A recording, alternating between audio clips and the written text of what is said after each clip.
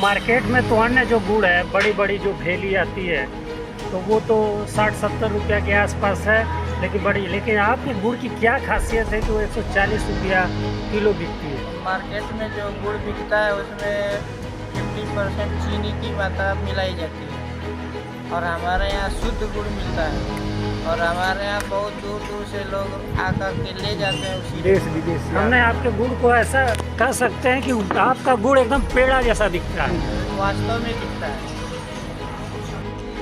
नमस्कार दोस्तों, आप देख रहे हैं यूपी 80 और मैं हूं बलिराम सिंह। दोस्तों, इस समय मैं उत्तर प्रदेश के मऊ जनपद के हरिपुरा गांव आया हूं।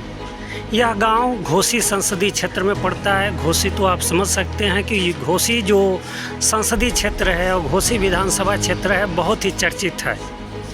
यह गांव मऊ के मधुबन विधानसभा क्षेत्र में पड़ता है और यह गांव पटेल बाहुल्य है। इस गांव को किसी ज़माने में सिंगापुर का मिनी पटेल गांव कहा जाता था।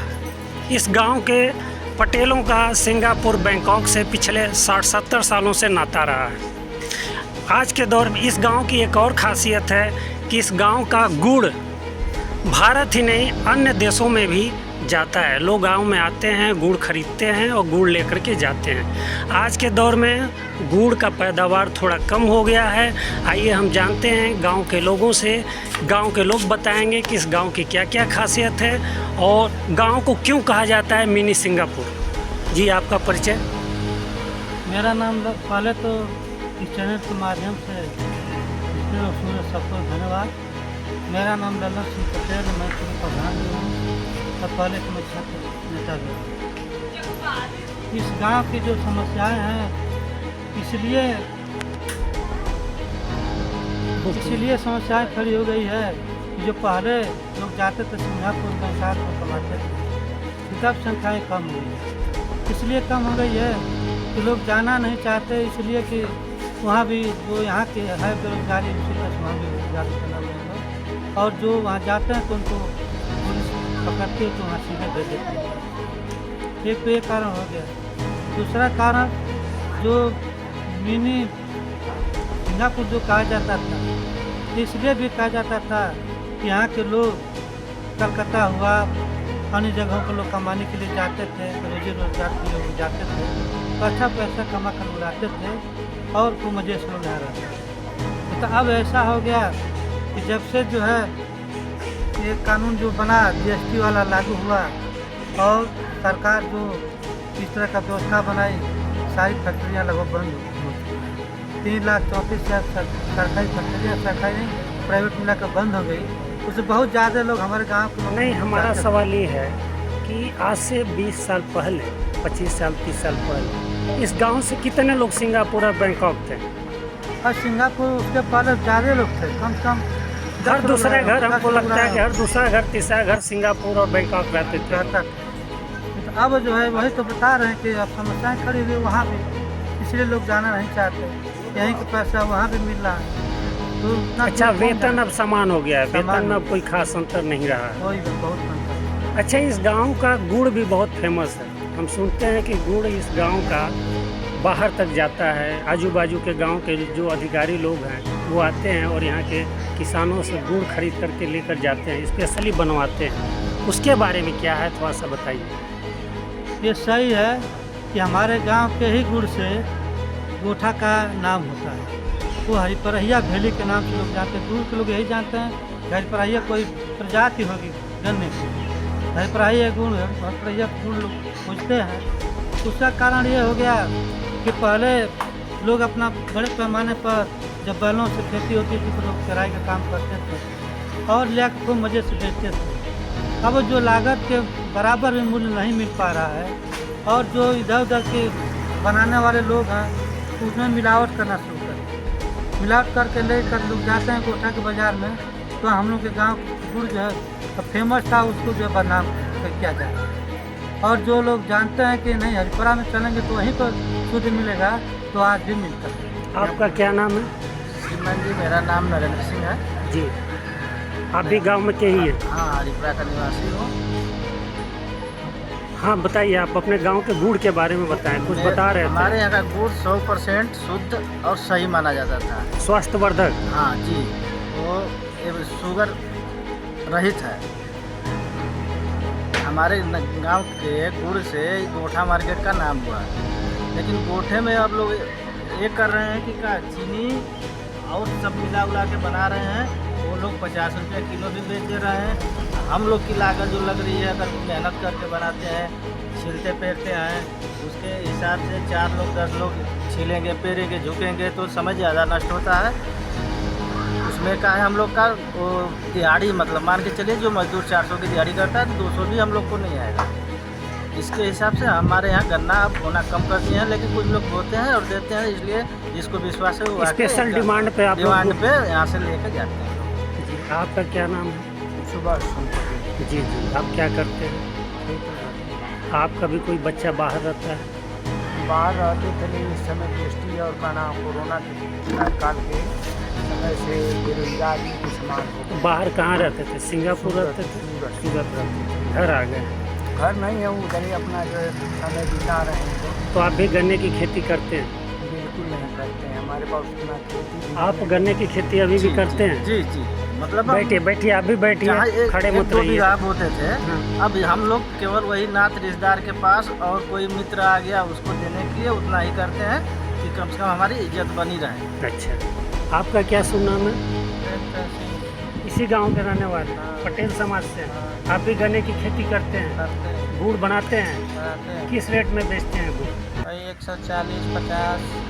हाँ, तो मार्केट में तो अन्य जो गुड़ है, बड़ी बड़ी जो थैली आती है, तो वो तो 60-70 रुपया के आसपास है, लेकिन आपके गुड़ की क्या खासियत है कि वो 140 रुपया किलो बिकती है? मार्केट में जो गुड़ बिकता है उसमें 50% चीनी की मात्रा मिलाई जाती है और हमारे यहाँ शुद्ध गुड़ मिलता है और हमारे यहाँ बहुत दूर दूर से लोग आकर के ले जाते हैं उसी देश विदेश हमने आपके गुड़ को ऐसा कह सकते हैं कि आपका गुड़ एकदम पेड़ा जैसा दिखता है। वास्तव में दिखता है। कितना बोए हैं आप अभी? गन्ना वो थोड़ा बहुत बोते हैं हम लोग। अच्छा, आपके घर का भी कोई आदमी सिंगापुर या विदेश से कोई पहले था? नहीं आपके भाई भी तो सुनते हैं कि कोई घर का है? बैंकाक है। अच्छा, भैया हैं। कितने सालों से हैं? अरे उनको 30 साल लगे। 30 साल हो गया। बहुत लोग सुने कि वहीं पे काम करते हुए बहुत पहले गुजर गए, सिंगापुर, बैंकॉक, कहीं पे। पहले के लोग ऐसा हो जाते थे, लेकिन अब ऐसा नहीं है। जो लोग जाते हैं तो आते जाते रहते हैं। पहले से बसे पहले लोग इस नाव गांव से में जाते कितने घर होंगे? थे। इस गांव में 200 से ऊपर। अच्छा, 250। पहले नाव से लोग जाते थे यहाँ से कोलकाता? कोलकाता जाते थे, वहाँ से लोगों का जैसे भी आना जाना रहा। हम उससे बहुत पहले की बात है, पूरा नहीं बता सकते कैसे लोग जाते थे। अभी फिलहाल में इस गांव में किस तरह के लोग नौकरी करने वाले हैं? कारोबारी तो इस गांव में मैं देख रहा हूं कि भट्टे वगैरह हैं, कारोबारी भी हैं। ये गांव दोहरी घाट से 7 किलोमीटर दूर होने के बावजूद गांव में लगता है कि जैसे कस्बा है। सही है, लेकिन कस्बा है। हमें लगता क्या इस गांव में नौकरी पेशा लोग हैं? नौकरी पेशे लोग बहुत कम है। शिक्षक बेरोजगारी लोग ज़्यादा हैं। हो गई। इसलिए कि जो बच्चे तैयारी कर रहे हैं इलाहाबाद चाहे लखनऊ जहाँ भी जाकर, उनको मिल नहीं रहा है। नौकरी नहीं मिल पा रही तो लोग बेरोजगार हो जा रहा है। बेरोजगार होने के बाद कोई दिल्ली जा रहा है, कोई अहमदाबाद जा रहा है, कोई कहीं जा रहा है, तो उसको भी अपना पेट पालने के लिए मजदूरी का काम। इस गांव से मैं सुना कि एक लड़का अमेरिका में भी रहता है, इंजीनियर है, हमारे गांव का है। और एक लड़का PCS अधिकारी भी है। लेकिन IAS और IPS की कमी है इस गांव में।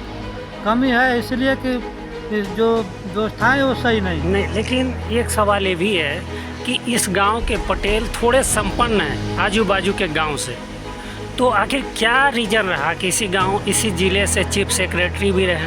अभी दुर्गा शंकर मिश्र रिटायर हुए हैं, मधुबन से आगे के रहने वाले।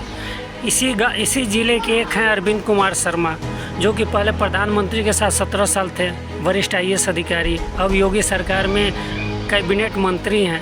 इस गांव में कहाँ कमी रह गई कि बच्चे IAS और IPS अभी तक नहीं बने?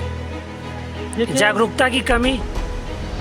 योग्यता की कोई कमी नहीं। जागरूकता की कमी हम पूछ। जागरूकता भी कम नहीं है, लेकिन जो लोग जाते हैं परीक्षा पास भी करते हैं तो उनको इंटरव्यू में फेल कर देते हैं। ये तो बड़ी समस्या ये है। तो कहाँ से लोग जाते हैं? सरकार नहीं आप चाहती अपने बच्चे को पढ़ा रहे हैं पढ़ा रहे। इलाहाबाद भेज कर कि घर पे? अभी जो है एक जो है हमारा भतीजा है नीट की तैयारी कर रहा है। नीट की, मेडिकल की? नीट। जी। कितने साल से कर रहा है तैयारी? 3 बार से पैसा दे चुका है, मैं तो उसका निकल नहीं पाता। आपका बच्चा कोई तैयारी, आपका नाती? अब नाती तो पढ़ रहे हैं। अच्छा, आपका कोई भाई तैयारी कर रहा है? नहीं, हमारा भाई भी तैयारी नहीं कर रहा है। एक सूरत में रहते हैं, एक हम हैं, और एक केरल करके मेडिकल प्राइवेट। आपका कोई भाई? जी। अच्छा, तो ये था हरिपरा गांव और हरिपरा के लोगों से बात मैंने किया। मुझे आशा है कि जब अगली बार हरिपरा के लोगों से मैं बात करूंगा तो इस गांव से कोई आईएएस भी दिखेगा या कोई आईपीएस भी लड़का निकलेगा। हाँ, बताइए, कुछ कहना चाह रहे हैं? हम कहना ये चाह रहे हैं कि जैसे अब गन्ने की जो बात है, गन्ना आदमी बोएगा तो कैसे काम चलेगा? इसलिए जो है आप नहर देख रहे हैं, आप नहर। जी। अच्छा, ये नहर है? ये नहर है हमारा। अच्छा, ईरानी से कौड़ी ये तो नाला जैसे लग रहा है। नाला का नाली हो गया है। अच्छा। आप देख लीजिए इसको। और इसको जब मैं प्रधान था उसके तब भी नहीं था, उसके बाद भी मैं इसके लिए लड़ाई लड़ता रहता था, तब जाके इसकी जो सफाई होती थी। अब मैं कम से कम 4-5 साल से छोड़ दिया, जबकि नहर में पैसा तो आता है सफाई के लिए, रबी और खरीफ की फसलों की सफाई के लिए पैसा आवंटित हो जाता है। जो भी संस्थाएं इस पर काम करती है उसको समय काम नहीं मिलता। अच्छा, एक सवाल, सफाई नहीं होती। एक सवाल मेरा ये आखिरी है, आप सारे लोग बताएंगे। मऊ जनपद हमेशा राजनीतिक सुर्खियों में रहता है। यहाँ से मऊ जनपद से विशेष तौर से घोसी और मधुबन, यहाँ से चौहान समाज का भी विधायक बन गया, राजभर समाज का भी विधायक बन गया, राय साहब लोग भी विधायक बन गए, पंडित जी लोग भी विधायक बनते रहे हैं। यहाँ से पटेल लोग अब तक आज़ादी के बाद अब तक कोई विधायक क्यों नहीं बना? इसलिए नहीं बन पाते हैं लोग कि इनको कोई पार्टी टिकट नहीं देती। क्यों नहीं देती है? संख्या तो आपकी कितनी है? संख्या तो बहुत ज़्यादा नहीं, कितनी होगी? रखा जाता है। संख्या कितनी होगी? दिखाया ही नहीं जाता है। अभी मीडिया के लोगों ने दिखाते हैं कि 7,000 कर्मियों का होता है, जबकि यहाँ 35 से 40,000 कर्मियों का होता है। तो जब उनको दाबने का प्रयास किया जा रहा है, अब जितने जो सांसद विधायक यहाँ पर होते हैं अधिकांश हमारे क्षेत्र में दूसरे जिले के आते हैं। ओके। इसलिए जिले के आते हैं कि यहाँ के पता नहीं क्या सरकार को चाहे पक्ष को चाहे विपक्ष को पड़ा है, यहाँ के लोगों को टिकते नहीं। यानी कि ये ऐसा लग रहा है कि आप लोग अपनी बात मजबूती से लखनऊ के गलियारों में नहीं रख पाते हैं। रखने के लिए बहुत लोग रखते हैं, नहीं तो टिकट देती नहीं है सरकार का चाहे कोई, इसलिए नहीं देते हैं लोग कि हो सकता है कि कुर्मियों से एलर्जी हो उन लोगों को, कि कुर्मी आगे निकल जाएगा। चलिए, आशा है कि आप लोग संघर्ष करते रहेंगे और जिस तरह से आप लोग संघर्ष के बल पे इस गांव को मिनी सिंगापुर का भी बना दिया था, तो भविष्य में लगता है कि इस क्षेत्र में भी कोई पटेल समाज का चेहरा आएगा और विधायक बनेगा। और एक आशा ये भी है कि आने वाले समय में इस गांव से और सिविल सर्वेंट निकले। बहुत बहुत धन्यवाद।